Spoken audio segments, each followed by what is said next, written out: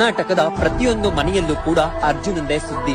ಸ್ವಾರ್ಥ ಪ್ರಪಂಚದಲ್ಲಿ ತನ್ನವರಿಂದಲೇ ಬಲಿಯಾದಂತಹ ಅರ್ಜುನನಿಗೆ ನಮ್ಮ ಕಡೆಯಿಂದ ಒಂದು ಸಣ್ಣ ಟ್ರಿಬ್ಯೂಟ್ ಅನ್ನ ಕೊಡ್ತಾ ಅರ್ಜುನನ ಬಗ್ಗೆ ಕೆಲವು ವಿಷಯಗಳನ್ನ ತಿಳ್ಕೊಳ್ಳೋಣ. ಅರ್ಜುನ ಹುಟ್ಟಿದ್ದು 1960ರಲ್ಲಿ.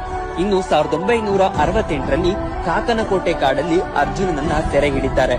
1990ರ ದಶಕದಲ್ಲಿ ಅರ್ಜುನ ಮೈಸೂರಿನ ದಸರಾಗೆ ಕಾಲಿಡ್ತಾನೆ.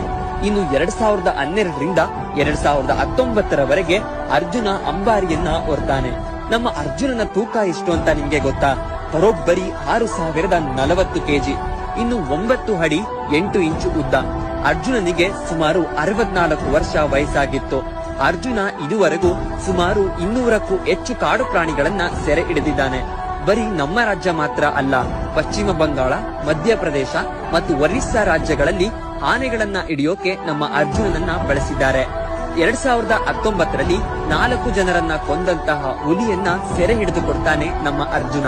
ಅರ್ಜುನನ ಈ ಶೌರ್ಯಕ್ಕೆ ಮೆಚ್ಚಿ ಕರ್ನಾಟಕ ಸರ್ಕಾರ ಅರ್ಜುನನಿಗೆ ಪ್ರಶಸ್ತಿಯನ್ನು ಕೂಡ ಕೊಡುತ್ತೆ.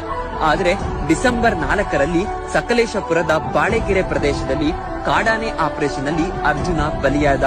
ಎಲ್ಲರ ಪ್ರಾಣವನ್ನ ರಕ್ಷಿಸಿ ತನ್ನವರ ಮೋಸಕ್ಕೆ ದುರಾಸೆಗೆ ತಾನೇ ಬಲಿಯಾದ ಅರ್ಜುನ. ಆದರೆ ಅರ್ಜುನ ಶಾಶ್ವತವಾಗಿ